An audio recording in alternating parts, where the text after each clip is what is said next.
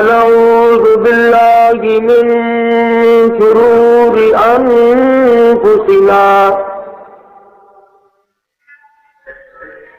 ومن سيئات أعمالنا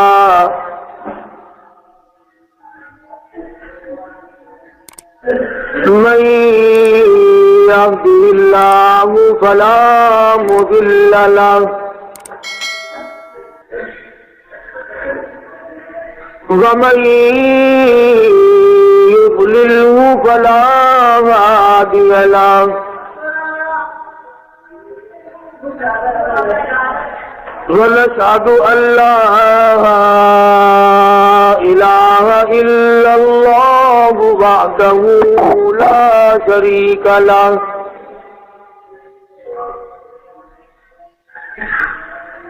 ولا نظير له ولا مثال له ولا مثل له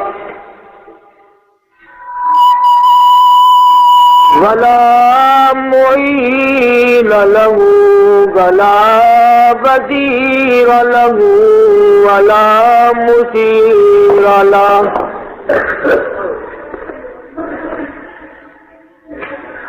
ونشهد أن سيدنا وسندنا ونبينا وشفيعنا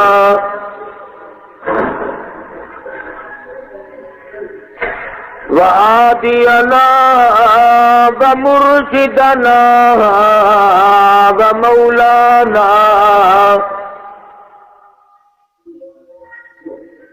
امام الانبیاء وسید الانبیاء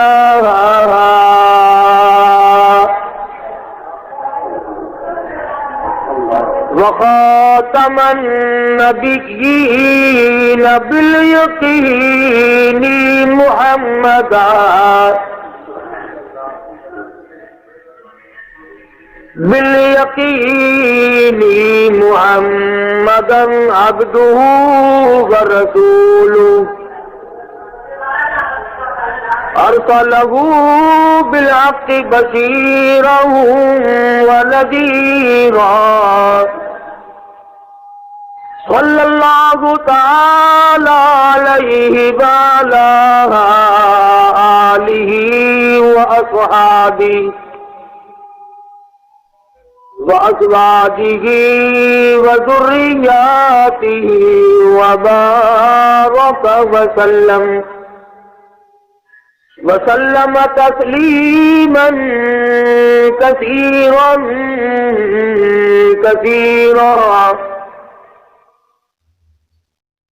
أما بعد فأعوذ بالله السميع العليم من الشيطان الرجيم بسم الله الرحمن الرحيم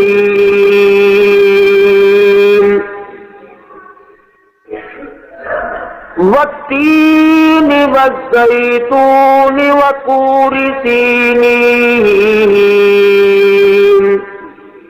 وهذا البلد الأمين لقد خلقنا الإنسان في أحسن تقويم ثم رددناه أسفل سافلين إلا الذين آمنوا وعملوا الصالحات فلهم أجر غير ممنون فما يكذبك بعد بالدين أليس الله بأحكم الحاكمين وقال النبي صلى الله تعالى عليه وسلم إنما الأعمال بالنيات وإنما لامرئ ما نوى وقال النبي صلى الله تعالى عليه وسلم كن في الدنيا كأنك غريب. وقال النبي صلى الله تعالى عليه وسلم الدنيا مزرعة الآخرة.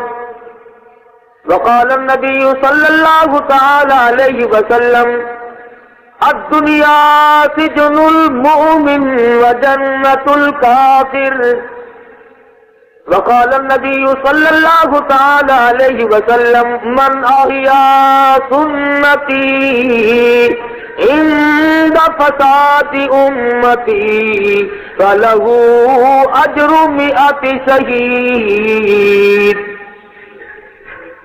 صدق الله مولانا العلي العظيم وصدق رسوله النبي الكريم ونحن على ذلك لمن الشاهدين والشاكرين والحمد لله رب العالمين. شوق ذوق کے ساتھ درود شریف. اللهم صل على محمد وعلى آل محمد كما صليت على إبراهيم وعلى آل إبراهيم إنك حميد مجيد. اللهم بارك على محمد وعلى آل محمد كما باركت على إبراهيم وعلى آل إبراهيم إنك حميد مجيد.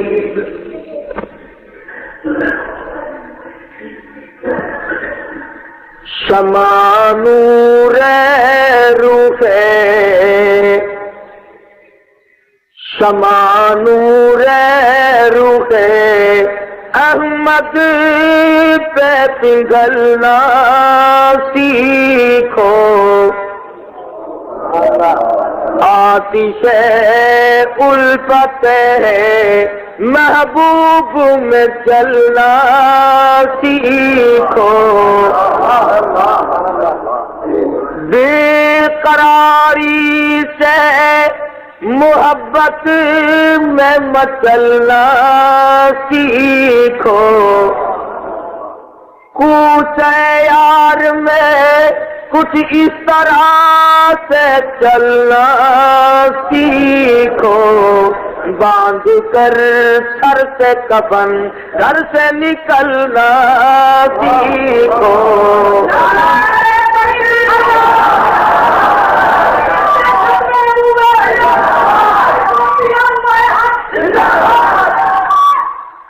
عزم رکھتے ہو تو میدان میں آنا سیکھو. حیدری تیز لو اور تیر چلانا سیکھو.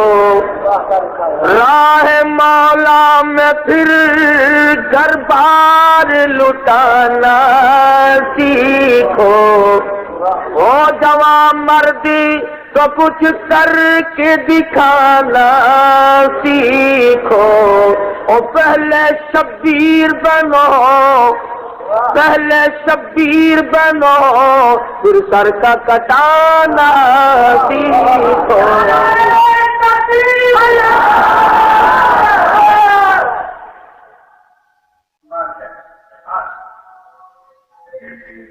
صدر محترم، معزز سامعین، محترم حاضرین،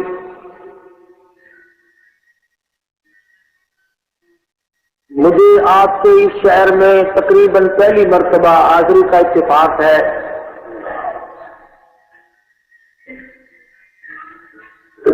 جانتے پہچانتے تو تقریباً سبھی لوگ ہیں.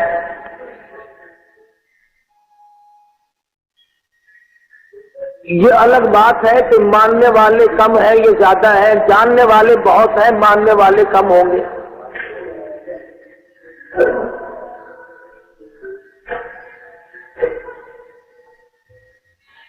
احباب نے، دوستوں نے اصرار کیا، میں نے وعدہ کر لیا. 3-4 روز سے میں دل کی تکلیف میں حیدرآباد میں مبتلا ہوا اور غالباً یہی بات تھی کہ میں حاضری نہیں دے سکوں گا. مگر ان نوجوانوں کا حضرت مولانا کا اصرار سامنے تھا. دوسری بات یہ بھی تھی کہ پہلی مرتبہ چنوٹ جا رہا ہوں، بسم اللہ ہی غلط ہو گئی تو آگے کیا ہوگا. گاڑی کا پتہ کیا تو وہ بھی لیٹ تھی. میں اس تکلیف کو ساتھ لے کر بس کے ذریعے حاضر ہوا.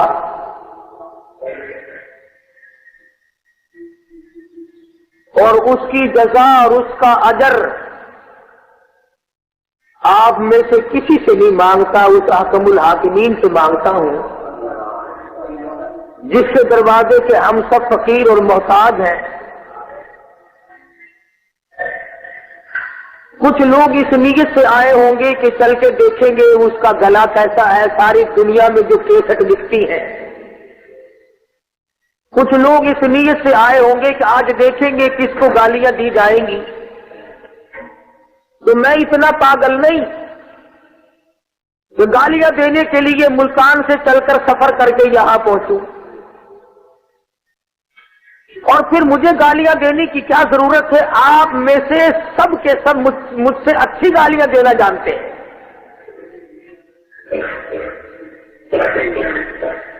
اور میں گالیاں دوں کیسے؟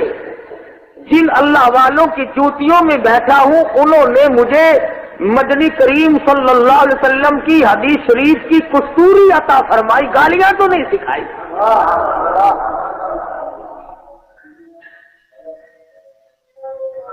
اور نہ میں کسی کو کافر بنانے آیا ہوں.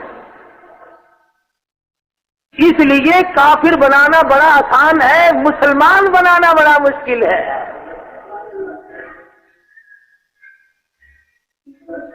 اور جو گالیاں دیتے ہی ہیں مجھے یا اکابر کو، ان کو صرف اتنی بات کہوں گا کہ ارے مالی نہ دے گالی بگاڑا ہم نے کیا تیرا.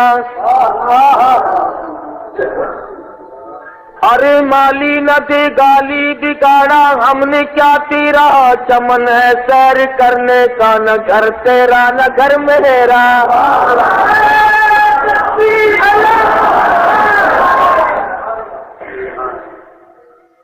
کسی کو گالی دینا، کسی کا دل دکھانا، کسی کی آبرو ریزی کرنا، یہ تو کوئی عقل مندی کا کام نہیں. اور اسے کوئی بھی اچھا نہیں جان سکتا. تم کسی کی بے عزتی کرو گے وہ تمہاری بے عزتی کرے گا. تم کسی کا اکرام کرو گے وہ تمہارا اکرام کرے گا. ہم ان لوگوں میں سے نہیں کہ تبلیغ کے نام پر لوگوں کو اکٹھا کرے، سیرت کے نام پر لوگوں کو اکٹھا کرے کہ آؤ تمہیں حضور کی سیرت بتائیں گے اور پھر دینا گالیاں شروع کر دے.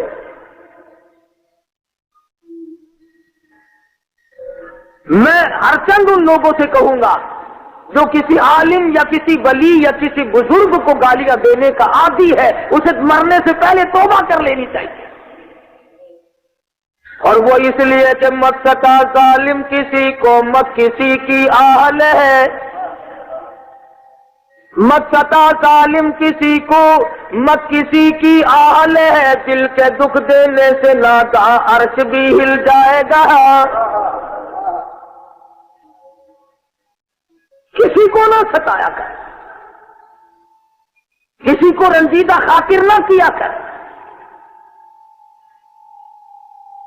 16 مہینے شیخ العرب والعجم حضرت مولانا سید حسین احمد صاحب مدنی سب قید رحمت اللہ علیہ حضرت کی جوتیوں میں بیٹھنا نصیب ہوا. حضرت کا جھوٹا کھایا اور جھوٹا پیا. بڑے بڑے لوگ آیا کرتے تھے، حضرت کوئی وظیفہ بتلاؤ، حضرت کوئی ورد بتاؤ. بس ایک ہی جواب تھا کہ خدا کی مخلوق کو دکھ نہ دو، ہو سکے تو کسی کو آرام پہنچا دو، چاہے وہ غیر مسلم ہو. ارے جانور بھی کیوں نہ ہو، جانور کے پہلو میں بھی دل تو ہے.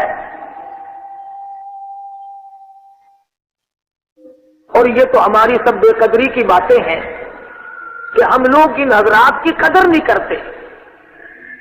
یقین جانو ہم کچھ نہیں، ہمارے بڑے بہت کچھ تھے. ہم نالائق نکلے، ہم نااہل ثابت ہوئے کہ بڑوں نے جو کمایا تھا ہم نے اسے گنوا دیا. مولانا اشرف علی تھانوی صاحب رحمۃ اللہ علیہ فرماتے ہیں کہ ایک آدمی کمبھار تھا، وہ گدھے پہ اپنا سامان لاد کر مزدوری کیا کرتا تھا۔ راستے میں چلتے چلتے اسے ایک لال مل گیا۔ اب بیچارہ وہ کیا جانے کہ یہ موتی ہے، جوہر ہے، لال ہے۔ اس نے سوچا بڑا چمکدار موتی ہے، گدھے کے گلے میں ڈال دیا۔ اسے خبر تو تھی نہیں، اسے کہیں دریا یا ندی پار کرنی تھی، کشتی سے پار ہونا تھا۔ ملا کو کہنے لگا میرے پاس پیسے تو ہے نہیں، تو ملا کہنے لگا یہ موتی دے دو، میں اپنے باس میں باندھ لوں گا، چمکا کرے گا۔ اسے بھی پتا نہیں، انہوں نے کہا یہ تو سودا بڑا سستا نپٹ گیا بھائی، نہ ہلدی لگی نہ پٹکری، مجھے بھی مفت میں ملا تھا، تو لے لے، مجھے پار کر دے۔ اس نے وہ موتی لیا اور باس کے باندھ لیا۔ کچھ دنوں کے بعد ایک جوہری گزرا، کہنے لگا جب بے وقوفوں کا ملک ہے، 9 کروڑ روپے کی قیمت کی چیز باس میں باندھ رکھی ہے۔ تو اس ملا سے کہنے لگا بیچتا ہے کہ ہاں بیچ دوں گا۔ تو مانگ کیا مانگتا ہے؟ کہنے لگا تو ہی بتا کیا دے گا۔ اس نے سوچا کہ یہ تو گدھے ہیں، انہیں قیمت تو معلوم نہیں۔ 9 کروڑ کے بجائے اس نے کچھ ہزار بتائے تو ملا بڑا خوش ہوا، اسے تو علم نہیں تھا نا۔ اس نے وہ ہزاروں روپے لے کر رکھ لیے اور جوہری بھی بڑا خوش ہوا کہ داؤ لگ گیا، 7 پشتوں کی کمائی ہو گئی۔ مولانا نے لکھا ہے کہ جب وہ موتی جا کے شام کو رکھا اور خاندان کو مبارکباد دی کہ اتنی کمائی ہو گئی کہ کبھی نہیں ہوگی، مگر صبح اٹھ کر کے جب اس موتی کو دیکھا تو 2 ٹکڑے ہوئے ملے اور اس میں سے آواز آئی او ظالم، کمبھار نہیں جانتا تھا میں کون ہوں، ملا نہیں جانتا تھا میں کون ہوں، ارے تو جانتا تھا 3/4 کچھ تو قیمت لگائی ہوتی، جب جاننے والے نے میری ذلت کی تو میرا جگر پھٹ گیا۔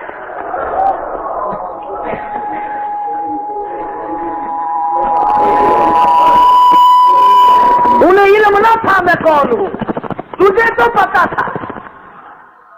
اور مسلمانوں تمہیں تو علم ہے کہ محمد کریم صلی اللہ علیہ وسلم کون تھے، ارے سکھ کو کیا پتا، یہودی کو کیا پتا، پورے کو کیا علم کہ تو کس کا امتی ہے، تو شرم کر، تو کس کا امتی ہے۔ اور اسی کو کہتا ہے کہ قدر زر زر گر بداند، قدر جوہر جوہری، قدر سر زر گر بداند، قدر جوہر جوہری، قدر گل گل گل بداند یا بداند شہوری۔ اصل چیز کی قیمت تو اصل ہی مالک ہی جانے گا، جو اس کا راستہ ہوگا، جو واقف ہوگا۔ ارے مسلمان کو شریعت سے واقف ہونا چاہیے، مسلمان کو اسلام سے واقف ہونا چاہیے، مسلمان کو قرآن سے واقف ہونا چاہیے۔ اور ہمارا الٹا مسئلہ ہے کہ ہم کافروں پر قرآن کو آزماتے ہیں۔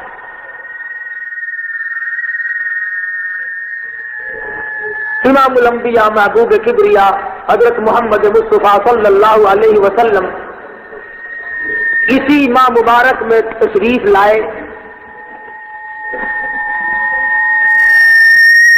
جمہور قول کے مطابق 12 ربیع الاول کو ہی پیدائش ہوئی اور 12 ربیع الاول کو ہی وفات ہو گئی۔ یار اسے صحیح کرو،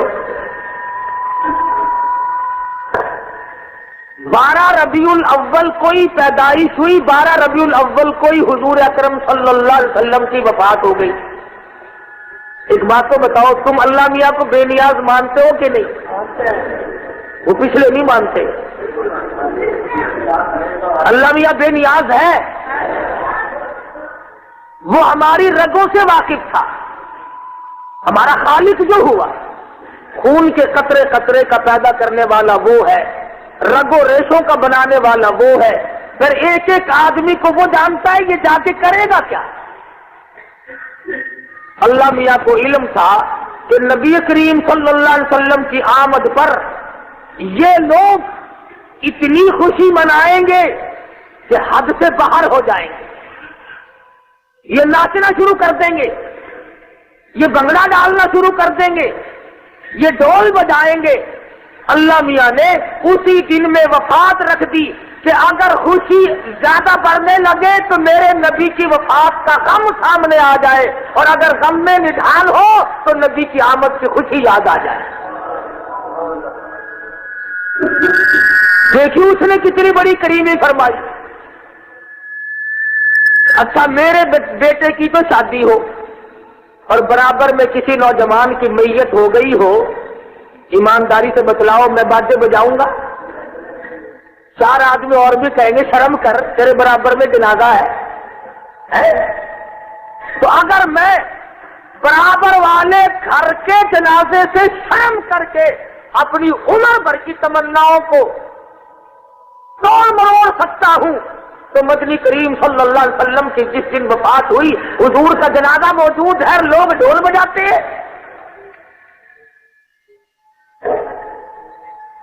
تم کیا جانو امام الانبیاء محبوب کبریا حضرت محمد مصطفیٰ صلی اللہ تعالی علیہ وسلم کو کن کن دکھوں سے دوچار ہونا پڑا۔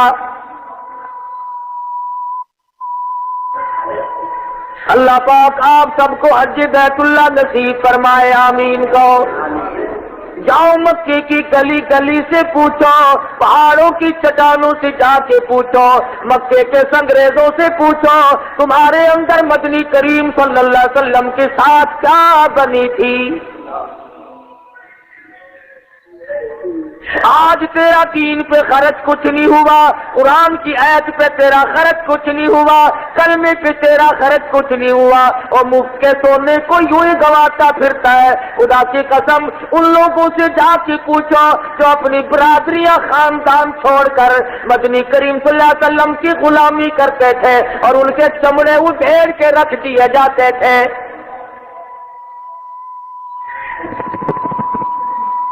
صحابی کا بیان ہے کہ میں اس وقت تک مسلمان بھی نہیں بنا تھا، اپنے ابا کے ساتھ مکے شہر میں آیا، ہم نے دیکھا ایک چوراہے میں ایک بازار میں چاروں طرف لوگوں کا مجمع ہے، ہر ایک کے ہاتھ میں روڑا پتھر ہڈیاں ہیں، اور بیچ میں مدنی کریم صلی اللہ علیہ وسلم کھڑے ہیں۔ چاروں طرف کے لوگ اپنی پوری طاقت سے حضور کے جسم اقدس پہ پتھر مار رہے۔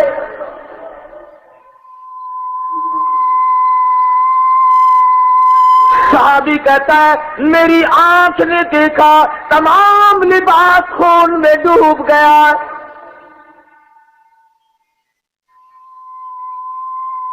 میرے دیکھتے دیکھتے ایک ننھی منی سی بچی آئی، اس کے ہاتھ میں پانی کا پیالہ ہے اور اس نے پیالہ زمین پہ رکھ دیا، اور وہ حضرت مدنی کریم صلی اللہ علیہ وسلم کو لپٹ گئی اور کہنے لگی او مکے والوں میرے ابا کا قصور بتاؤ، اگر تمہارا قرض دینا ہو میں چکا دوں گی، تمہارا مال کھایا ہو میں پورا کر دوں گی، اگر تمہیں کوئی تکلیف دی ہو مجھے تکلیف دے لو، میرے ابا کو نہ مارو۔ صحابی کہتا ہے مدنی کریم صلی اللہ علیہ وسلم کی صاحبزادی حضرت زینب کے کپڑے بھی خون میں ڈوب گئے۔ آج تجھے قرآن کی قدر کیسے ہو، آج تجھے شریعت کی قدر کیسے ہو، تیرا تو پسینہ بھی نہیں لگا۔ جا گنبد خضرا کے مکی سے جا کے پوچھی اور کالی کملی والے تیرا اس قرآن پہ کیا خرچ ہوا تھا۔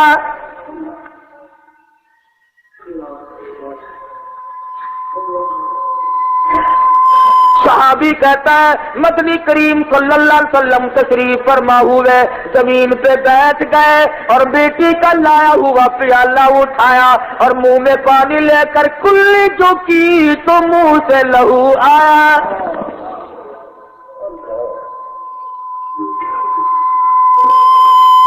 بیٹی پوچھتی ہے میرے ابا یہ تو لوگ نہیں بتاتے، آپ ہی فرما دیں یہ لوگ کیوں مارتے ہیں۔ سارا بدن لہو لہان کر دیا، سارا بدن زخمی کر دیا، لباس خون میں ڈوب گیا، اور میرے کالی کملی والے ابا اور میرے یتیم مکہ ابا، اور بے سہارا تو ہم ہیں، بے بس تو ہے، بے کس تو ہے، پر قصور کا پتہ چلے۔ امام الانبیاء صلی اللہ علیہ وسلم نے فرمایا بیٹی تیرا ابا ان مکے والوں کو دوزخ سے نکال کر جنت کا وارث بنانا چاہتا ہے۔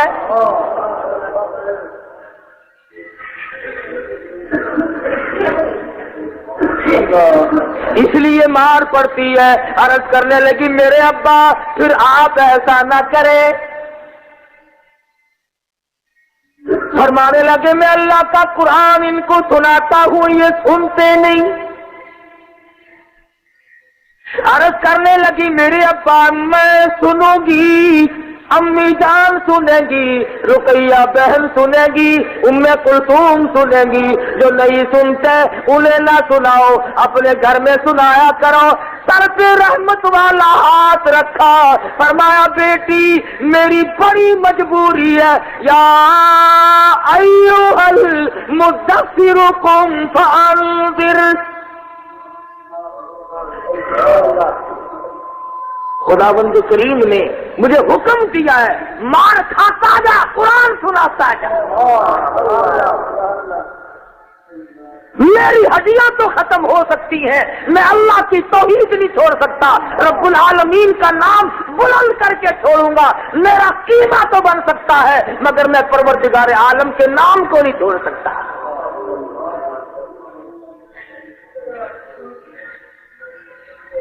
نبی نے دکھ اٹھائے، تو کہتا ہے اگر میں نے فلاں رسم نہ کی لڑکے کا ماموں ناراض ہو جائے گا، اگر شادی میں نے فلاں رسم نہ کی تو خالہ جان نہیں بیٹھیں گی، اگر ہم نے فلاں رسم نہ کی تو برادری والے کیا کہیں گے، قیامت کا میدان ہوگا۔ اگر نبی کریم صلی اللہ علیہ وسلم نے دامن پکڑ کر یہ پوچھ لیا کیوں میں آج صفات کے لیے آیا ہے، کل برادری کی ماننی تھی، میرے قرآن کو ٹھکرایا تھا،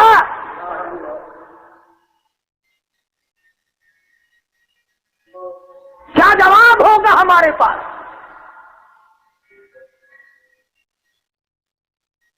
سیرت کے جلسے کر لینا بڑا آسان ہے، اس پر عمل کرنا بڑا مشکل ہم لوگوں کے لیے۔ اگر عمل بھی کریں گے تو وہ بھی بے ڈھنگا۔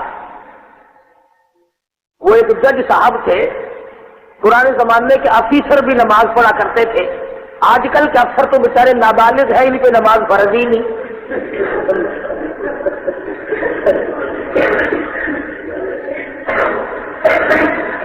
دوسرے سال کی بات ہے، دفتروں میں حکم آیا تھا نا نماز پڑھو، تم نے بھی دیکھا ہوگا نا، لوٹے آئے تھے، صفحے بچھی تھی۔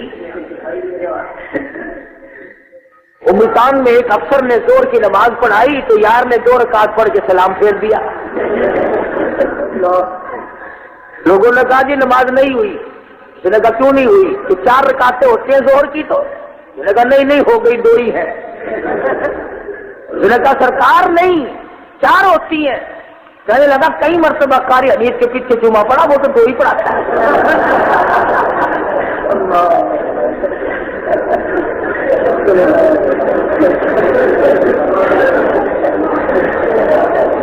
تو پرانے زمانے کے افیسر لوگ بھی نماز پڑھا کرتے تھے۔ جج صاحب ریٹائر ہو گئے تو نمازی تھے، پاجامہ سلوایا تو وہ کچھ نیچا ہو گیا، ٹخنے چھپتے تھے۔ جج صاحب گھر والی کو کہنے لگے دیکھو اذان ہونے والی ہے اور میں یہ پاجامہ نیا پہن کر نماز پڑھنے جاؤں گا، ذرا تھوڑا سا کاٹ کر اسے اوپر کو ترپ کے سی دو اسے۔ اس نے کہا ہاں میں یہ برتن مانج لوں ابھی سی دیتی ہوں، یا کنٹی پہ ٹانگ دو۔ بڑھاپے میں ویسے بھی کچھ مزاج تیز ہو جاتا ہے، ہندو کا مزاج بڑھاپے میں نرم ہوتا ہے، مسلمان کا مزاج گرم ہوتا ہے، اور بعضوں کا تو بوڑھے پر تیزاب بن جاوے، گھر والوں کے لیے بھی عذاب بن جاتا ہے۔ خبر نہیں ہوا، فوراً بیٹی کے پاس چلے گئے، انہوں نے کہا بیٹی ذرا اٹھنا، جلدی کرو میرا یہ پاجامہ نیچا ہو گیا ہے، اسے تھوڑا سا کاٹ کر کے سی دو۔ انہوں نے کہا ابا بھی سیتی ہوں۔ پھر بہو کے پاس پہنچ گئے، یہ خدا کی قدرت ایسی ہوئی کہ انہوں نے سب سے پہلے تو جج صاحب کی اہلیہ اٹھی، اس نے تھوڑا سا کاٹا اور ترت کر سی کر اس کھنٹی پہ ٹانگ دیا۔ پھر لڑکی آئی، اس نے بھی تھوڑا سا کاٹا اور ترپا اور سی کر کے کھنٹی پہ ٹانگ دیا۔ پھر بہو آئی، اس نے بھی تھوڑا سا کاٹا اور اوپر کو ترپا اور سی کر کھنٹی پہ ٹانگ دیا۔ جج صاحب نے جب پہن کے دیکھا تو پجامے کی جگہ کچھا بن گیا۔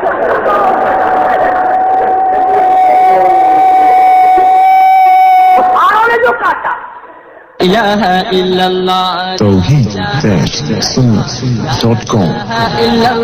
لا الہ الا جب صاحب کی بیوی نے کاٹا، لڑکی نے کاٹا، بہو نے کاٹا، تو میرے دوستو آج ہم چھوٹے سے لے کر بڑے تک اور امیر سے لے کر غریب تک ہم بھی اسلام کو کاٹنے میں لگے ہوئے ہیں سارے۔ اسلام کو اپنے مطابق بڑھانا چاہتے ہیں، اسلام کے مطابق خود نہیں بننا۔ 34 برس گزر گئے، اسلام بیچارہ کمیٹیوں کے سپرد ہوتا ہے کہ ناپ کے دیکھو اسلام پتلا ہے کہ موٹا ہے، آج تک فیصلہ نہیں ہو سکا۔ اور فیصلہ کہتے ہیں کہ منزلیں ان کو ملی جن کا طریقہ ہو پرہیز، منزلیں ان کو ملی جن کا طریقہ ہو پرہیز، ہم نے تو جرم صداقت کی سزا پائی ہے۔ اس ملک میں جتنا بڑا فراڈ کرو، جتنی زیادہ بے ایمانی کرو، اتنی کامیاب۔ پہلے لوگ کہتے تھے نا حرام کھاتا ہے چلتا ہے، اب خدا کی قسم پلتا ہے۔ پہلے حرام تباہ کر دیتا تھا، اب حرام کو بھی کچھ پر لگ گئے۔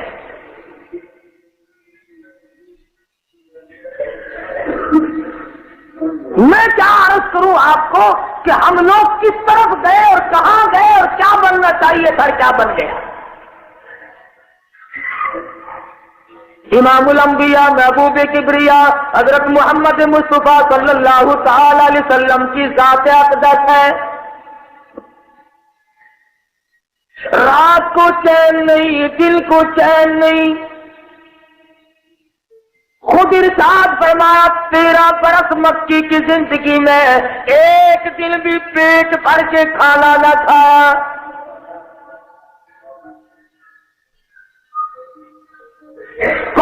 5 دن کے مسلسل فاقے آئے،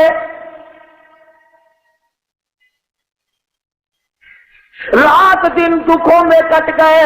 13 سالہ مکی زندگی اتنی پورا شوق ہے، خدا کی قسم اگر تاریخ کا مطالعہ کرو جگر پھٹ جاتا ہے۔ صرف آپ کا یہ حال نہیں، ماننے والوں کی جان کو جو بنی قرآن کریم گواہ ہے۔ سیدہ سمیرہ رضی اللہ تعالیٰ عنہ مکے کی نوجوان لڑکی ہے، مدنی کریم صلی اللہ علیہ وسلم کا کلمہ پڑھ کر مسلمان ہو گئی۔ مکے والوں کو پتا چلا، شام کو سارے چودھری، سارے رئیس سارے اکٹھے ہو کر کے آ گئے۔ حضرت سمیرہ کو پیر پکڑ کر مکے کی گلیوں میں گھسیٹتے ہوئے لے آئے۔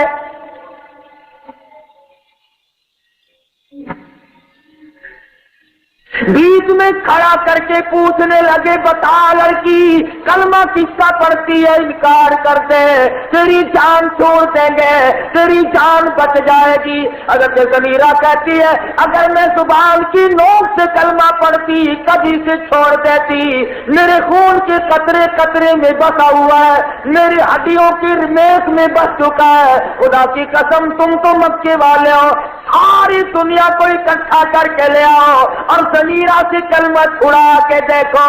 نعرہ تکبیر، صحابہ زندہ باد۔ یہ تھے ایماندار لوگ۔ تم تو کیا دیکھتے ہو نا، ہم تو 2 آدمی ہیں صرف، ہم بس، میں اکیلا ہی ہوں۔ یہ لڑکی ہے، عورت ساتھ ہے، سارا مکہ کافروں کا بھرا ہوا ہے۔ سیدہ سمیرہ رضی اللہ تعالیٰ عنہ کو پکڑ کر کھڑا کر لیا اور کہنے لگے اب بھی بعد آ جا، اب بھی بعد آ جا، اب بھی کلمے کا انکار کر دے۔ حضرت سمیرہ کو کہنے لگے یا تو بعد آ جا ورنہ تیری آنکھیں نکال دی جائیں گی۔ تاریخ شاہد ہے حضرت سمیرہ رضی اللہ تعالیٰ عنہ کی دونوں آنکھیں نکال دی گئی۔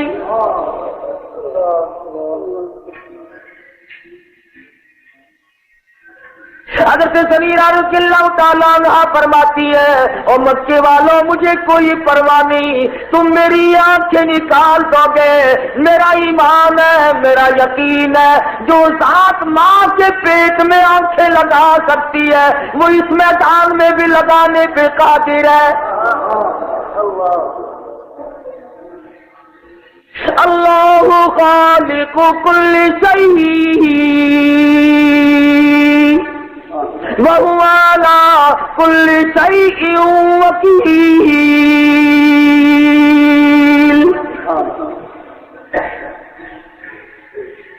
وہ پروردگار میرا کارساز ہے،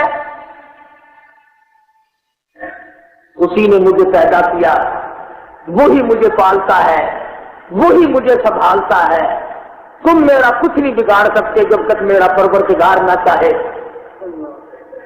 حضرت سمیرہ رضی اللہ تعالی عنہ کی دونوں آنکھیں نکال دی گئی، رات کو پہرے دار بیٹھ گئے، دیکھیں گے کون کدھر سے آتا ہے۔ پچھلی رات ہوئی، حضرت سمیرہ رضی اللہ تعالیٰ عنہ کو اللہ پاک نے آنکھیں لگا دی، فرمانے لگی اور لوگوں کہتی اللہ اکبر، فرمانے لگی مکے والوں پہلی آنکھوں سے پرلانگوں کے حساب سے نظر آتا تھا، اب جو مجھے آنکھیں ملی ہے کیسر و کسرا کے مینارے دیکھ رہی ہوں۔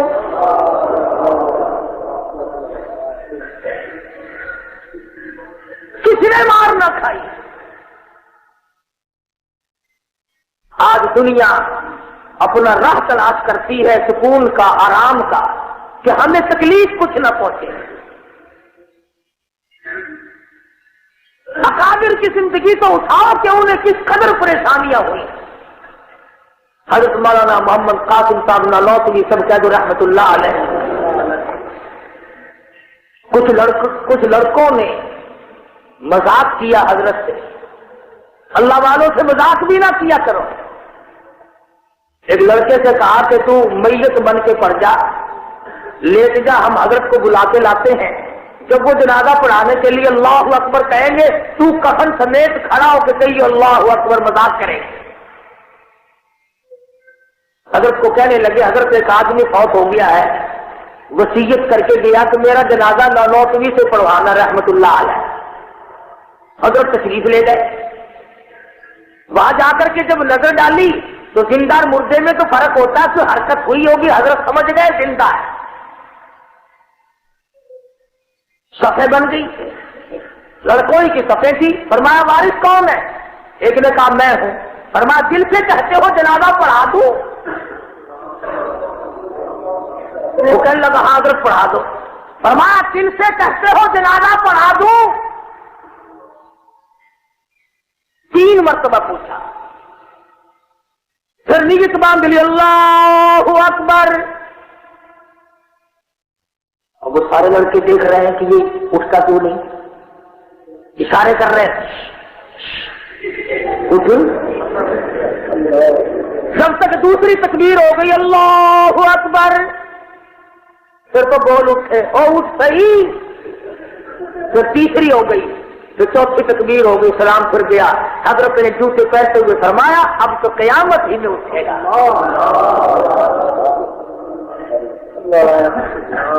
اب تو قیامت ہی میں اٹھے گا۔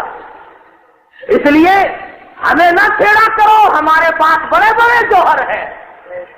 اس لیے کہتا ہوں کہ ہم نے ہر بام سیاہی پہ کمندیں ڈالی، ہم نے ہر بام سیاہی پہ کمندیں ڈالی، ہم سے ہر شب کے اندھیروں نے پناہ مانگی ہے۔ نعرہ تکبیر، اللہ تو مکہ مکرمہ میں جس نے کلمہ پڑھا اس کی خیر نہ ہو، ان مسائل سے دو چار ہوا جس کا آج تصور بھی نہیں کیا جا سکتا۔ سیدنا ابو بکر صدیق ہے، سب کہہ دو رضی اللہ تعالی عنہ۔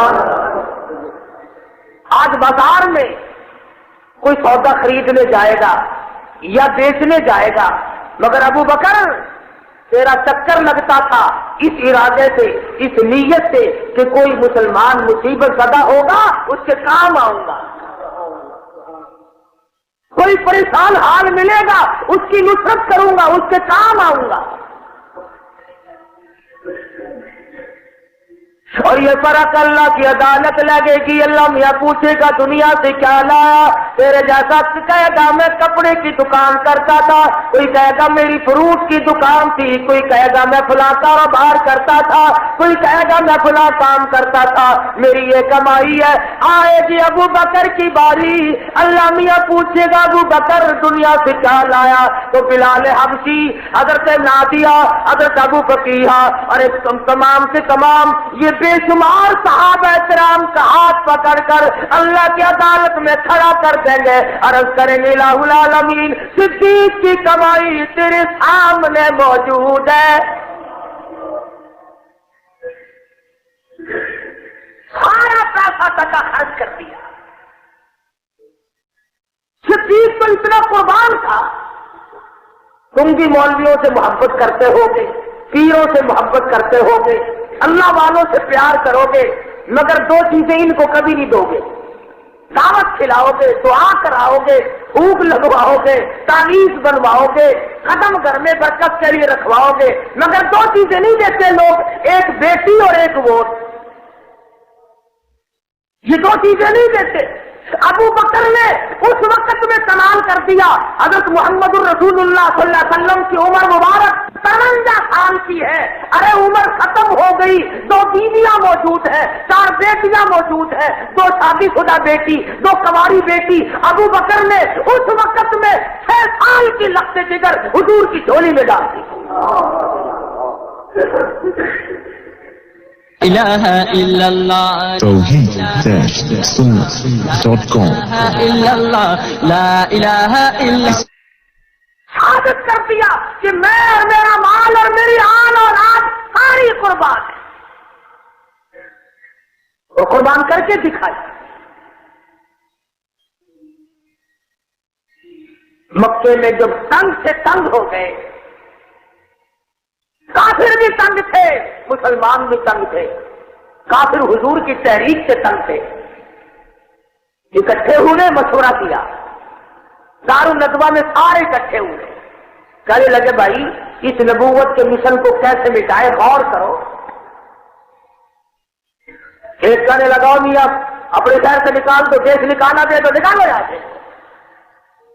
سمجھدار لیڈر کہنے لگا، سمجھ رہے میری بات آپ سب لوگ؟ سمجھدار لیڈر کہنے لگا نکالنے میں نقصان ہے۔ وہ کیا؟ جانتے تو تم بھی ہو، میں بھی جانتا ہوں وہ سچا ہے، حق پہ ہے، ہم تو ضد کی وجہ سے اڑے ہوئے ہیں، اگر یہ ہمارے شہر سے باہر کسی اور قوم کے پاس چلا گیا وہ اس کے پاؤں دھو دھو کر کے پیئیں گے، پھر ان کی تلواریں ہوں گی، تمہارے گلے ہوں گے، نکالنے میں فائدہ نہیں۔ پھر ایک کہنے لگا قید کر دو پکڑ کے۔ سمجھدار لیڈر کہنے لگا تم نے 2.5 برس قید کر کے دیکھ لیا، تم نے دودھ پیا، مکھن کھائے مدنی کریم صلی اللہ علیہ وسلم کو اور آپ کے ساتھیوں کو 8 دن تک درختوں کے پتے بھی نہ ملے۔ کہا تم نے قید کر کے بھی دیکھ لیا اور الٹا معاملہ بڑا ہے، گھٹا نہیں۔ وَإِذْ يَمْكُرُ بِكَ الَّذِينَ كَفَرُوا لِيُثْبِتُوكَ أَوْ يُخْرِجُوكَ أَوْ يُقْتِلُوكَ واللہ خیر الماکرین۔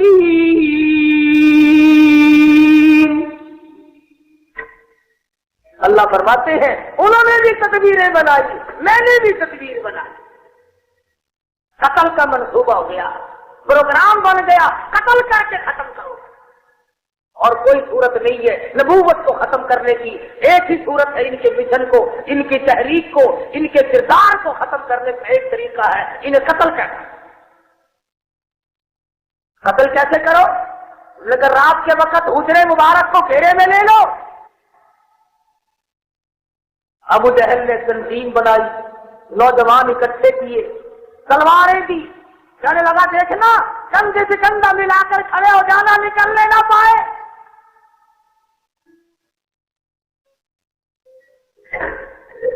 مکے کے نوجوان تلواریں لے کر کے چاروں طرف کھڑے ہو گئے کندھے سے کندھا ملا کر۔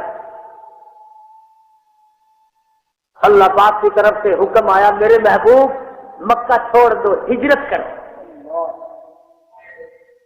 سمجھنا الہ العالمین کل حکم کیوں نہیں دیا، پرسوں حکم کیوں نہیں دیا، آج میں کیسے نکلوں، یہ تو چاروں طرف کھڑے ہیں۔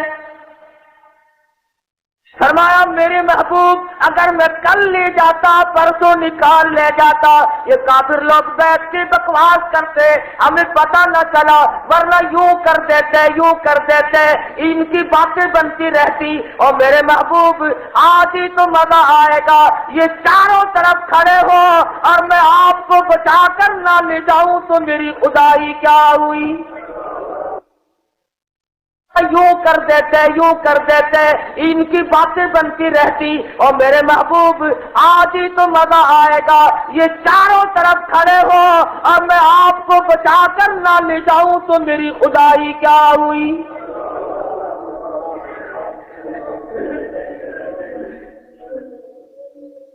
ان کے ارمان بھی تو میں نے توڑنے ہیں، اگر میں بچا کر نہ لے جا سکا تو میری خدائی کیا ہوئی۔ الہی نکلوں کیسے؟ فرمایا آپ ایک مٹھی مٹی کی بھر کر ان کی طرف پھینک دیں۔ یا اللہ یہ تو چاروں طرف کھڑے ہیں، میں کس کس کی طرف پھینکوں؟ فرمایا محبوب ہاتھ تیرا ہوگا، قدرت میری کام کرے گی، چاروں طرف کھڑے ہونے والوں کی آنکھوں میں میں پہنچاؤں گا۔ اب وہ جتنے بھی چاروں طرف تلواریں لیے کھڑے تھے سب کی آنکھوں میں مٹی پہنچ گئی، تو ایک دوسرے کو برابر والے کو کہنے لگے کیوں گئے میری آنکھ میں مٹی پھینک دی؟ دوسرے کا بلے بلے ٹھیک ہے، پہلے میری آنکھ میں پھینک کر پھر کہنا شروع کر دیا۔ اب چاروں طرف جتنے کھڑے تھے تلواریں تو دی پھینک اور ایک دوسرے کی پالش کرنے لگ گئے۔ چاروں طرف کبڈی کبڈی ہو رہی ہے۔ فرمایا میرے محبوب لگ گئے دھندے، یہ تو آپ اب چلے۔ الہی میں کیا کرتا ہوا چلوں؟ فرمایا سورت یاسین پڑھتے چلو، چلتے چلو۔ پتہ چلا سورت یاسین دشمن کے مقابلے میں ہتھیار ہے، اور ہم جو مسلمان ہیں ہم نے یاسین مرنے کی گولی بنا رکھی ہے۔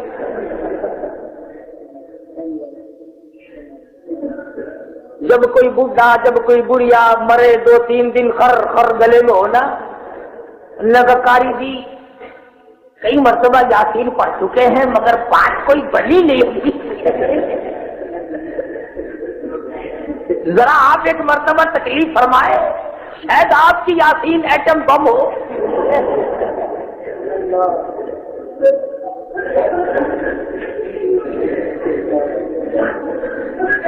یقین مانو عورتوں کا مردوں کا عقیدہ سورت یاسین کے بارے میں یہ ہے کہ جلدی مر جاتا ہے آدمی،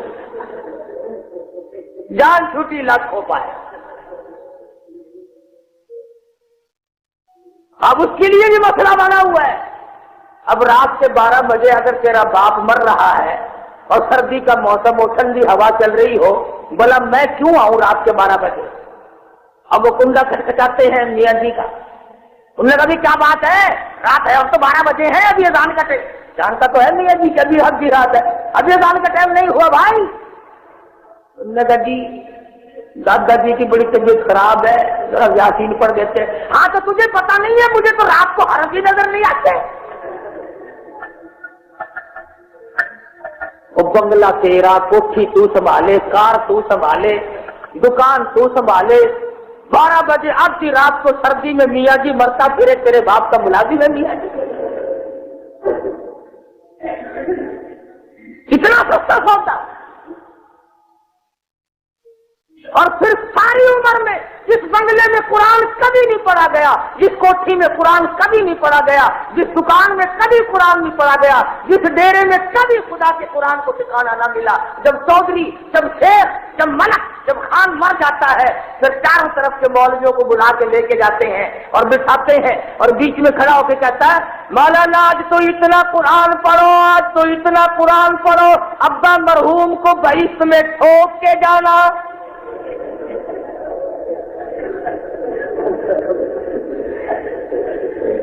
اب داخلہ تو ملے گا نہیں, ٹھوکنا ہی پڑے گا.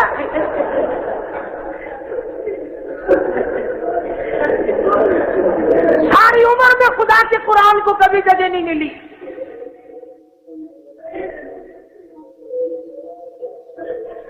پھر آگے پڑھنے والے بھی ہم,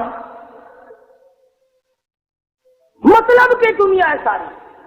ہمارے یہاں ملتان میں آپ لوگ رات دن آتے جاتے ہیں, چوک بازار مشہور بازار ہے ملتان کا پرانا. ایک دن میں گزر رہا تھا, ایک آدمی دوڑ کے السلام علیکم. مجھے وعلیکم السلام. میرے کان کے قریب منہ کر کے کہنے لگا جمعے میں سب کے لیے دعا کرتا ہے تو میرے لیے بھی دعا کر دے, بالکل ٹھنڈا کاروبار ہے. مولویوں کی تو عادت ہے کہ فوراً کہہ دے گا اللہ برکت دے. اور میں نے یوں ہی پوچھ لیا, میں نے کہا تیرا کاروبار کیا ہے؟ کہنے لگا کفن بیچتا ہوں.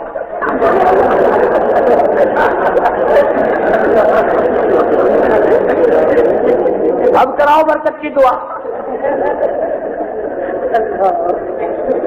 اب میں نے کہا کوئی دھندا بدل لے, تیرا لوگوں کا بیڑا غرق ہو تو تیرا کاروبار چلے بھائی. خدا کی قسم, ایک دوست کے جنازے کے ساتھ ابھی پچھلے دنوں قبرستان چلا گیا. تو ملتان کے لوگ جانتے تو سب ہیں, وہ جو قبر کھودنے والے وہی ہوتے ہیں نا, چوڑ کے آئے, السلام علیکم. وعلیکم السلام. میں کیا حال ہے بھائی؟ لگا حال کیا ہے؟ 5ویں دن یہاں پہ ایک مردہ لے کے آئے. کتنا بنتا؟ 5ویں دن آپ ایک مردہ لے کے آئے. کم سے کم دوسرے تیسرے دن تو ایک آ جایا کرے. اس لیے میں تم سے کہتا ہوں کہ تم نے یہ جن لوگوں کی روزی قبر کھودنے میں, کفن بیچنے میں, نہانے میں, یہ جو تم نے روزی ان کی مرنے میں رکھ لی, یہ تمہارے مرنے کی دعا کرتے ہیں. اگر شادیوں میں ان کو کھلاؤ تو یہ مولوی رات دن سجدے پڑھ کے دعا مانگے یا اللہ ایک ایک کی چاچر ہو جائے. پر تم مرنے سے پہلے قابو ہی نہیں ہوتے نا. ایک ہی علاج ہے تمہارا تو بس موت.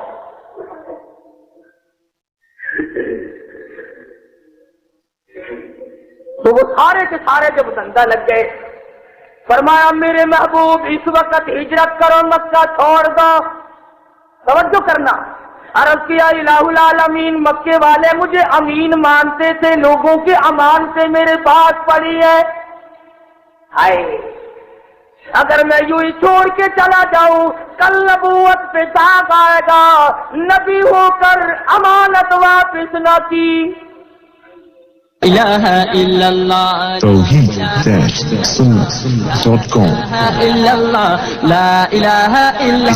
فرمایا میرے محبوب مکے والوں کی سونے کی امانت, چاندی کی امانت, کپڑے کی امانت, کھجوروں کی امانت, یہ تمام کے تمام علی کے حوالے کر دو رضی اللہ تعالیٰ.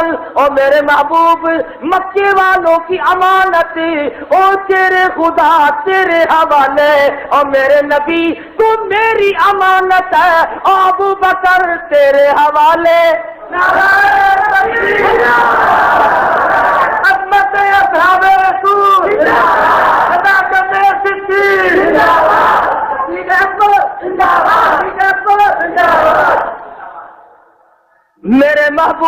تو میری امانت ہے، میں تجھے صدیق کے حوالے کرتا ہوں۔ الہ العالمین صدیق کے پاس پیغام بھیجوں، اسے یہاں بلواؤں، مجھے وہ سنبھال لے؟ فرمایا نہیں نہیں، قرب قیامت کے لوگ آئیں گے، میرے صدیق کی توہین کریں گے، میں نے ان کو بھی ہجرت والی رات میں سبق دینا ہے، ان کو بتانا ہے بلال تیرے دروازے پہ آیا، سہیل تیرے دروازے پہ آیا، فاروق تیرے دروازے پہ آیا، عثمان تیرے دروازے پہ آیا، عبد الرحمن ابن عوف تیرے دروازے پہ آیا، سعد ابی وقاص تیرے دروازے پہ آیا۔ او میرے محبوب، ہجرت والی رات ہے، آج تو آپ صدیق کے دروازے پہ چلے۔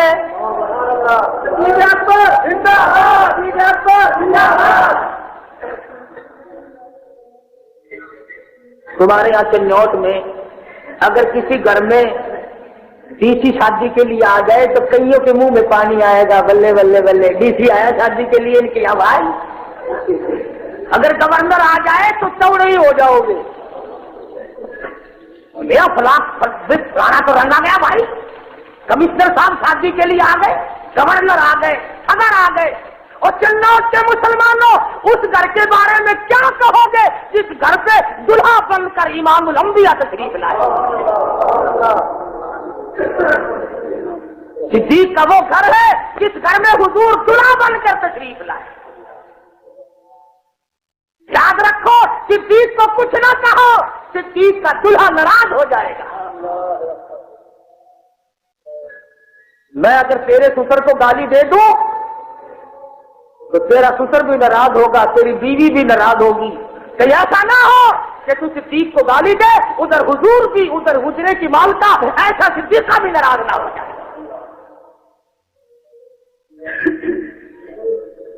حضرت تشریف لائے، صدیق اکبر نے دروازہ کھولا، مجھے بلایا ہوتا، فرمایا میں خود تھوڑی آیا ہوں، اللہ نے بھیجا ہے۔ پھر سواری کا انتظام کرو، ہجرت کا حکم مل چکا ہے، میں نے کبھی سے انتظام کر رکھا ہے، کوئی گھوڑا خچر اونٹ نظر تو آتا نہیں، واہ کیا نظارے ہوں گے۔ صدیق اکبر نے اپنی کمر پہ ہاتھ رکھتے ہوئے فرمایا یا رسول اللہ، جب تک ابو بکر زندہ ہے میں آپ کی سواری ہوں، آپ میرے ساتھ سوار ہے۔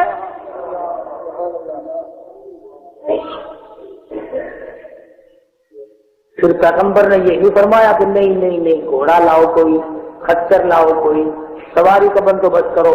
حضور نے قبول فرما لیا صدیق اکبر کو، اور تم صدیق کی بات کرتے ہو جب رسول خدا سب کا جو صلی اللہ علیہ وسلم سو تو نہیں گئے؟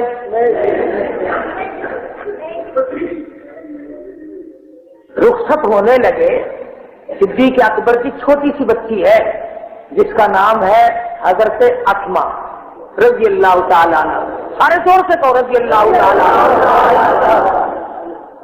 تم بالکل ہی خرچ نہیں ہونے دیتے، سارے ڈیپو کا آٹا کھاتے ہو کیا؟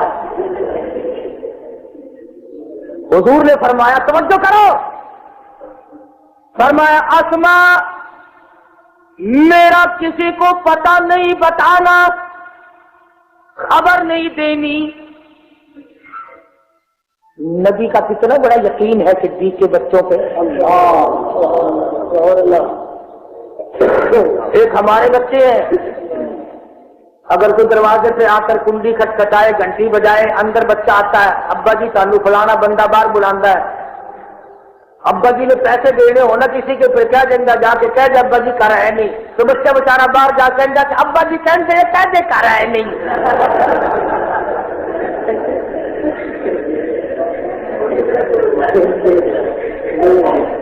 ایک ابو بکر کے بچے ہیں رضی اللہ تعالی،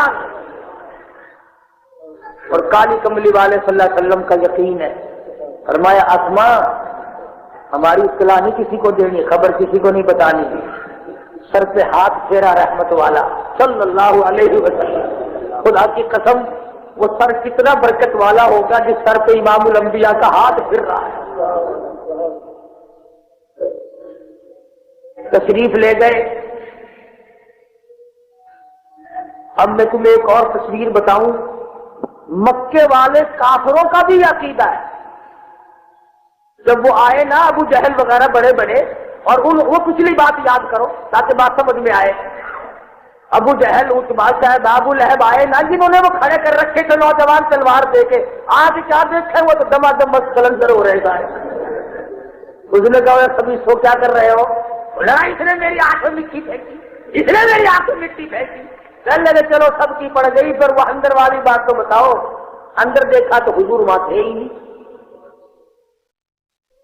اب ایک نقطے کی بات ہے، ان کو چاہیے تھا کہ وہیں سے بلال کا گھر دیکھتے، سعد ابی وقاص کا گھر دیکھتے، اوروں کا گھر تلاش کرتے، اوروں کا گھر تلاش کرتے، تلاشی لیتے. یہ کافر اس حجرے میں جب حضور نہیں ملے سیدھے ابو بکر کے دروازے پہ آئے ہیں. ارے مکے کے کافر کا بھی عقیدہ ہے کہ اگر نبی اپنے حجرے میں نہیں تو صدیق کے یہاں ضرور ملے گا. نبی اور صدیق کی جدائی کا قائل ابو جہل بھی نہیں. عتبہ صاحبہ بھی صدیق اور نبی کو جدا نہیں مانتا. اکٹھے ہو کے سیدھے آئے اور دستک دی. سیدہ اسما باہر نکلی. مورخین نے لکھا ہے حضرت اسما کو جب حضور نے حکم دیا تشریف لے گئے، جھولی پھیلائے بیٹھی ہے صدیق کی بیٹی، مالک میرے امانت ہے میرے پاس کالی کملی والے کی، مجھے ثابت قدمی عطا فرمانا. ابو جہل آیا، دستک دی. سیدہ اسما باہر نکلی. لگتے جگر بیٹی پھر ابا کہاں ہے؟ تمہارا نبی کہاں ہے؟ تم کون ہو تو پوچھنے والے؟ تم کون ہو پوچھنے والے؟ یہ چمچے کڑچے تو پرانے زمانے سے چلے آ رہے ہیں نا. کئی آگے بڑھے، کافی دس دے تو نہیں چھان دی، یہ مکے کا بڑا چودھری ہے، یہ مارے گا تینوں نہیں دسے گی. سیدہ اسما کہنے لگی تم 4-5 چودھری اور رئیس ہو، سارے مکی کو اکٹھا کر کے لاؤ، بہادروں کو بلاؤ، نوجوانوں کو اکٹھا کر کے لے آؤ، سارا مکہ لاؤ. رب ذوالجلال کی قسم صدیق کی بیٹی اسما سے کالی کملی والے کا پتہ پوچھ کے دکھاؤ.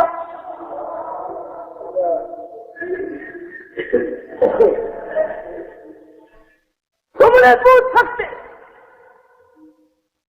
تجھے مار پڑے گی، تجھے بتانا پڑے گا. کہنے لگی جاؤ جاؤ، مارنے والے میں نے دیکھ رکھے ہیں، تم مارو گے اور کیا کرو گے؟ کہنے لگی آج تک تم نے کس کو نہیں مارا؟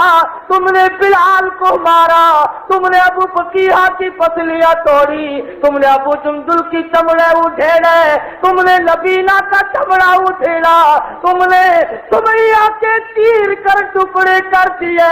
کیا بگاڑا؟ اپنا ہی تم نے نقصان کیا. اور تم ابو بکر کی بیٹی سے یہ امید نہیں رکھ سکتے کہ میں کالی کملی والے کا راز بتاؤں.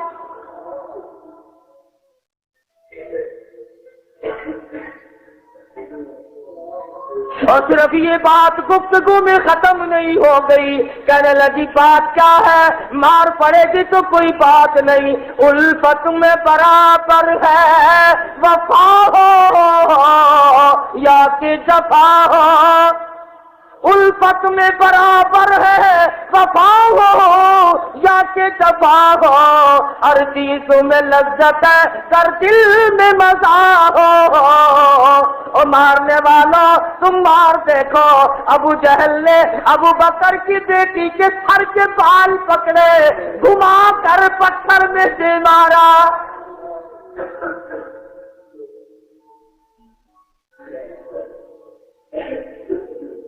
صدیق کی بیٹی کی پیشانی نوکدار پتھر میں لگی، لہو کی دار دور جا کے پڑی. کہتی ہے مارنے والا تم میرا قیمت تو بنا سکتے ہو، پر امام الانبیاء کا پتہ مجھ سے نہیں پوچھ سکتے.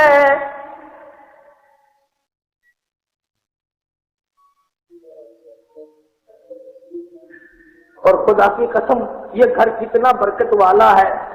ابھی وہ مار کے گئے ہیں، اماں کو کہنے لگی کھانا تیار کرو، رات نہ گزر جائے، ان سلاخ پہاڑوں پہ سے گزر کر میں اپنے محبوب کو کھانا دے کے آؤں۔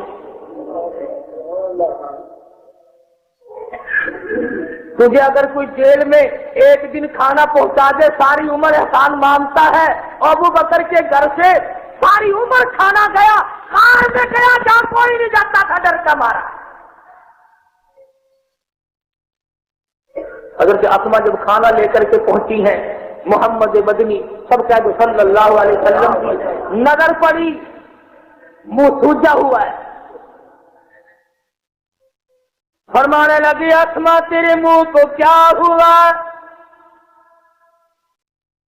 عرض کرنے لگی کچھ نہیں، فرمایا نہیں کچھ تو ہوا۔ اسما رو پڑی، او میرے آقا رات آ گئے تھے، انہوں نے مجھے گھما کے پتھر میں مارا، میرے نرم و نازک چہرے پہ ابو جہل نے تماچے مارے۔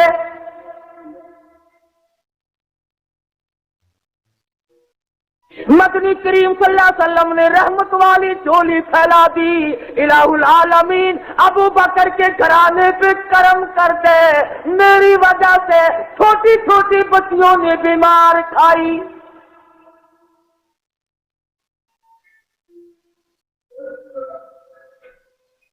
صدیق اکبر رضی اللہ تعالی عنہ کندھوں پہ سوار کر کے رحمت للعالمین صلی اللہ علیہ وسلم کو لے کے چلے۔ نفسیاتی بات آپ سے پوچھ لوں، جب کندھوں پہ سوار ہوئے ہوں گے تو رحمت للعالمین کے رحمت والے ہاتھ کہاں رکھے گئے ہوں گے؟ سر پہ۔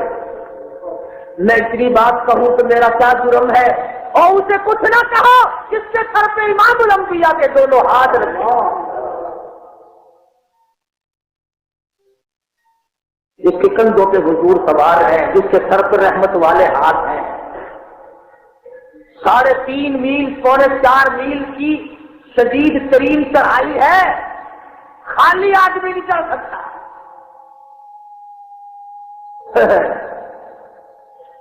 اللہ پاک نے جب مجھے بلایا، غار ثور پہ جانے کا بڑا شوق تھا، بڑی شدید چڑھائی ہے، بڑی سخت چڑھائی ہے، عورتیں رستے میں بیٹھی۔ اب حج کرنے کے لیے تو عورت مرد تیار ہوتے ہیں، کبھی کسی نے آج تک 2 مہینہ پہلے بیٹھ کر کبھی کسی نے سیکھا بھی کہ اللہ کے دربار میں چلے ہیں، رسول اللہ صلی اللہ علیہ وسلم کے دربار میں چلے ہیں، بے ادبی نہ ہو جائے، ہمیں طریقہ سکھاؤ، کوئی بھی نہیں سیکھتا، ہار پہننے اور چلتی ہے۔ تو وہاں کا ایک اور کے راستے میں عورتیں بیٹھی تھی، آپس میں کہنے لگی سونے نبی تینو کی پئی سی پہاڑا تو چڑھ بیٹھا۔ ایک کہنے لگی کافر تو مار دے سن اتنے آ کے لکے تھی، وہ کہنے لگی کھٹے منہ انہوں مارن والا توڑ چمڑیا۔ تیسری کہنے لگی انہوں نال تو جیڑی بنی ہو سادے نال بری بڑی اچھی میں چڑھیے۔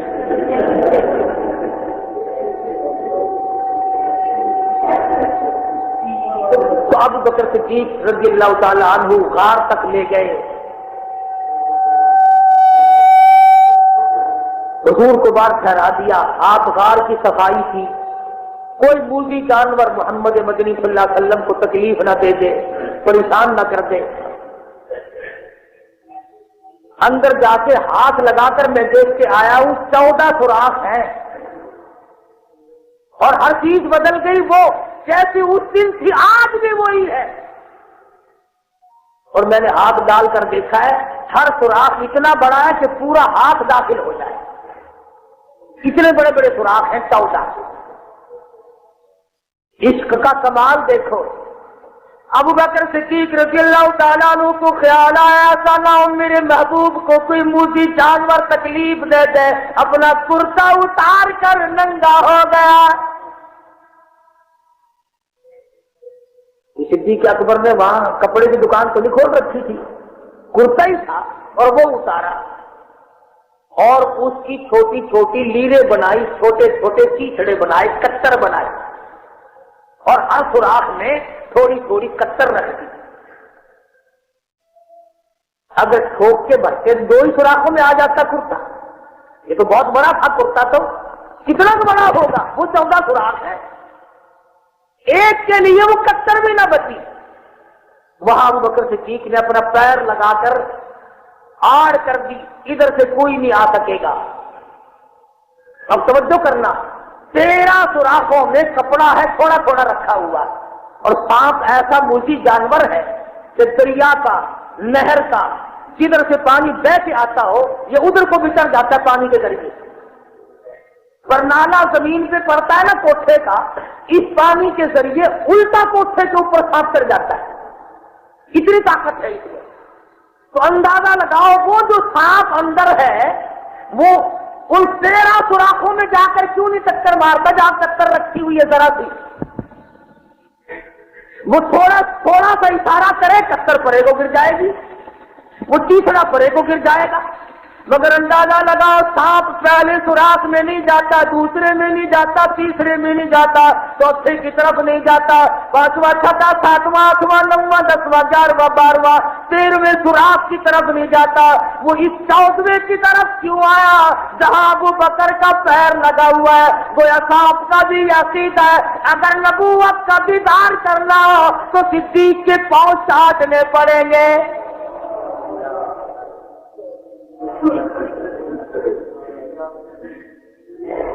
ان 13 سوراخوں میں سے کیوں نہیں گیا؟ ادھر کو کیوں آیا وہ؟ پھر سانپ نے اپنے منہ میں زہر خود نہیں پیدا کیا، یہ پروردگار عالم نے پیدا کیا، زہر تو چڑھنا ہی تھا۔ صدیق کے بدن میں زہر پھیلا، تکلیف ہوئی، مگر قربان جاؤں محبوب کو تکلیف نہ دی، سوئے ہوئے ہیں، آرام فرما رہے ہیں، حرکت نہ کی۔ صدیق اکبر نے حرکت نہ کی، تکلیف میں آنکھوں سے آنسو جاری ہو گئے۔ آج تیرا بچہ ماں کی گود میں روے گا، ماں کے دامن پہ آنسو پڑیں گے، بہن کی گود میں روے گا، بہن کے دوپٹے پہ آنسو پڑیں گے، خالہ کی گود میں روے گا، خالہ کے دامن پہ آنسو پڑیں گے، نانی کی گود میں روے گا، نانی کے دوپٹے پہ آنسو پڑیں گے۔ خدا کی قسم صدیق اکبر روئے، آنسو رخ مصطفیٰ پہ پڑے۔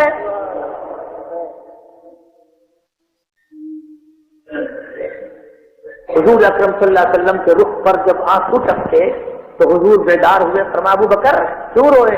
عرض کیا قدم کے نیچے تکلیف ہے؟ فرمایا واہ تجھے کیا پرواہ ہے، تیرے پاؤں کے نیچے زہر ہے، تیری جھولی میں 2 جہان کا تریاق موجود ہے۔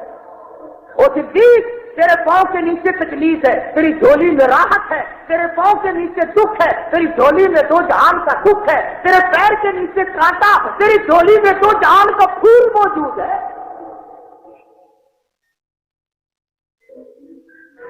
لا ادھر کر اپنا پیر، ادھر کو کیا، منہ مبارک میں سے لعاب لیا اور اپنے ہاتھوں سے صدیق کے پیر کے نیچے مل دیا، یہ ثابت کر دیا علماء صدیق کو کچھ نہ کہو، سر سے لے کر پیر تک صدیق میرا ہی میرا ہے،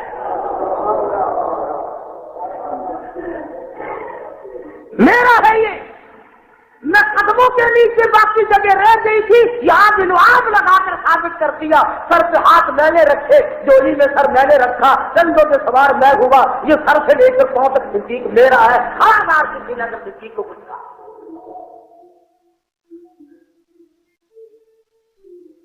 اور فرمایا صدیق سوئے تو نہیں آپ لوگ؟ فرمایا صدیق ایک بات یاد رکھ، اب تھوڑی سی زیادہ توجہ دو کہ بات سمجھ میں آئے گی۔ فرمایا مکے والے دشمن تھے میرے، مکے والے دشمن ہیں اس وقت میرے، پکڑنا مجھے چاہتے ہیں، مکے والے دشمن میرے، معاملہ ہے غار کا اور قیام ہے 3 دن کا۔ مکے والے دشمن میرے، معاملہ غار کا، حصہ ہے غار کا، وقت ہے غار کا، مکے والے دشمن میرے، معاملہ ہے غار کا، قیام ہے 3 دن کا۔ صدیق آرام میرا، پہرے داری تیری، آرام میرا، پہرے داری تیری۔ کل دشمن ہوں گے تیرے، معاملہ ہے مزار کا اور وقت ہے قیامت تک کا۔ ابو بکر آرام تیرا قیامت تک، پہرے داری میری۔ نعرہ تکبیر، نعرہ صدیق اکبر زندہ باد، نعرہ صدیق اکبر زندہ باد۔ فرمایا ابو بکر دگنے بدلے چکاؤں گا، دگنے بدلے چکاؤں گا، دشمن میرے، معاملہ غار کا، قیام 3 دن کا، آرام میرا، پہرے داری تیری۔ کل معاملہ آئے گا مزار کا، دشمن ہوں گے تیرے اور معاملہ ہے قیامت تک کا۔ ابو بکر پہرے داری میں محمد رسول اللہ کی۔ آج ڈھولی تیری، ہر میرا، کل مزار میں ڈھولی میری، ہر تیرا۔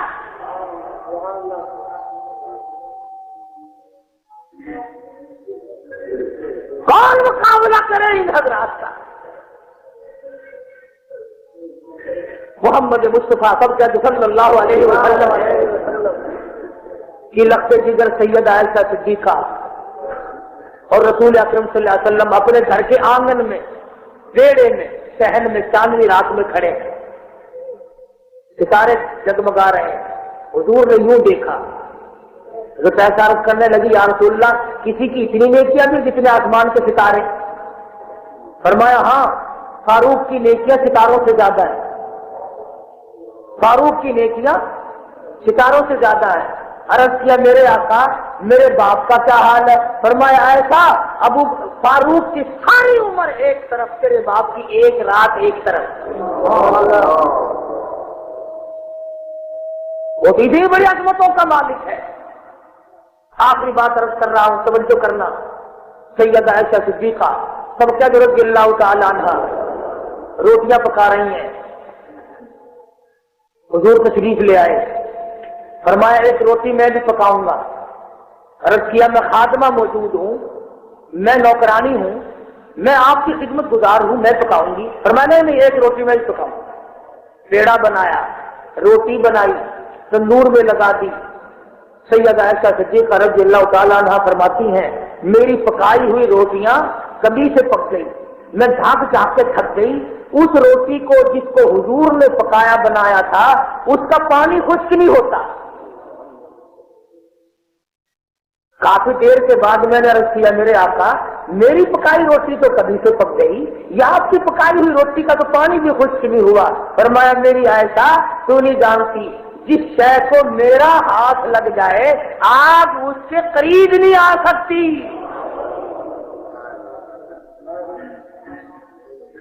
آٹے کو ہاتھ لگ جائے تو قریب نہیں آ سکتی، اور جس صدیق کے سر پہ سوار ہو کے آئے جولی میں آرام فرمایا اس سے آپ کیسے قریب آ جائے گی؟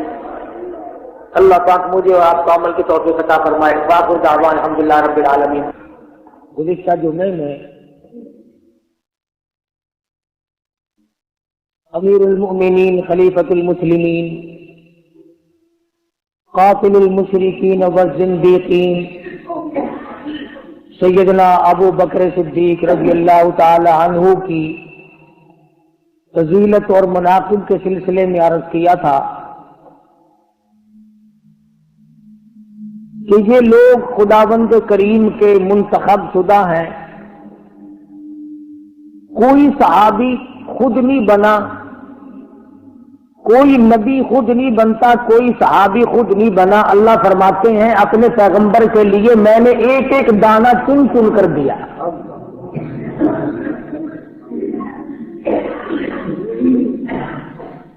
صحابہ رشد و ہدایت کے چمکتے ہوئے ستارے ہیں۔ نبی کریم صلی اللہ علیہ وسلم کی ذات اقدس چاند ہے تو صحابہ ستارے ہیں۔ حضور کی ذات اقدس آفتاب نبوت ہے، صحابہ اکرام اس کی کرنیں ہیں۔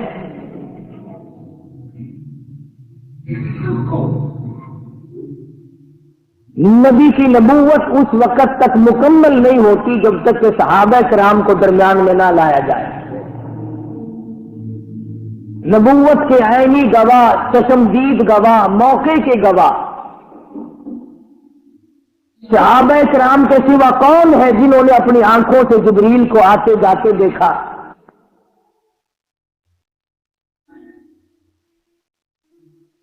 وہ کون لوگ ہیں جن کی شکلیں بنا کر کے جبریل امین دنیا میں تشریف لاتے تھے؟